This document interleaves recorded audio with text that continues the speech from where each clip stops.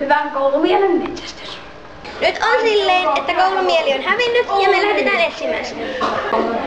Moi! Millainen koulumieli sillä 6-luokassa on? Okei, koulumieltä ei ole siis täälläkään. Lähdetään etsimään muualta. Mikä sun mielestä on hyvää koulumieltä? Minä teen kavereita. Hyvän koulumielen luovat siis itse asiassa se koko työyhteisö. Millainen on hyvä koulumieli? Iloinen ja reipas. Jep. Kuten näette, koulussa on todella tylsää. Mikä fiilis? Hyvä, huono? Hyvä.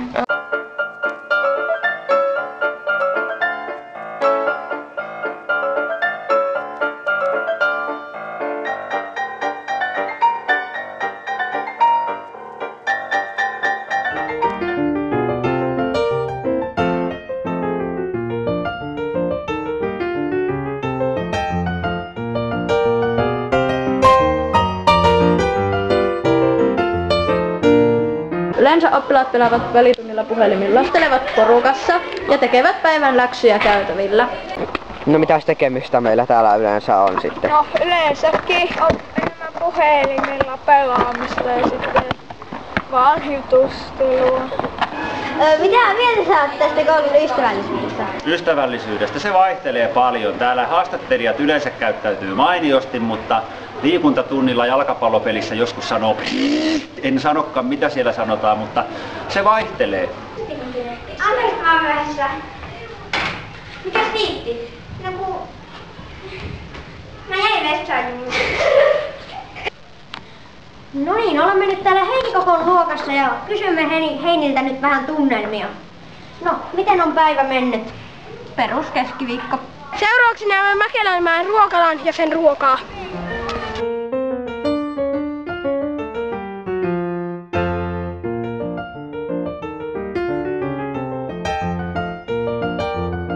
Muistavatko oppilaat kiittää ruoasta? Kyllä. Ovatko päivät mukavia koulussa? Siis täällä keittiöllä mullako? On tosi kivoja. Mille kouluruoka maistuu? No, kouluruokahan usein ihan hyvää, terveellistä, ravitsevaa. Mikä on päivän kohokohta koulussa? Ruokailu. Ruokailu.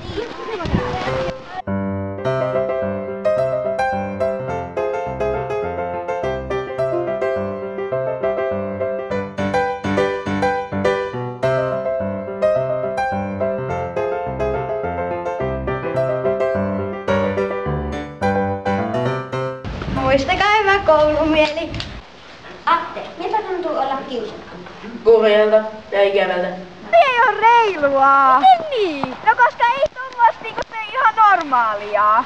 Onko kellään ollut punaista liitoa? Mulla on, mutta en anna. Tässä. Oi kiitos. Miksi kiusaaja kiusaa? Se onkin hyvä kysymys, miksi kiusaaja kiusaa. Useimmin se kiusaaja on itsekin jollain tavalla kiusattu. Ope, anteeksi kun mä lähetin niitä viestejä. Samoin, anteeksi Ope. Mitkä olivatkaan koskemattomuussäännöt? Yhdessä tekemistä satuttamatta sanoin tai teoin. Eli nimittelemättä, ivaamatta, nolaamatta, haukkumatta, huutamatta, tönimättä, tuuppimatta, potkimatta, uhkaamatta, kiristämättä, läpsimättä, lyömättä. Jee, kaverita! Ja sori sitä äskeisestä vielä. Joo, ei se haittaa mitään. Joo, sori sitä. Ollaan kavereita. Me voidaan antaa. Ei se paljon sattunut. Meillä Murmeen koulussa on käytössä kiva koulujärjestelmä. Se on kitkenyt pois suurimman osan kiusauksesta. Minusta kiusaaminen on tyhmää. Kaikki, jotka kiusaa, ovat ärsyttäviä. Meidän koulussa on ihan hyvä koulumieli, mutta sitä voi aina parantaa. Eräänä päivänä oppilaat alkoivat lähetellä ilkeitä viestejä toiselleen, koska olivat tottuneet liian hyvän. He alkoivat vaatia koko ajan lisää mukavuuksia.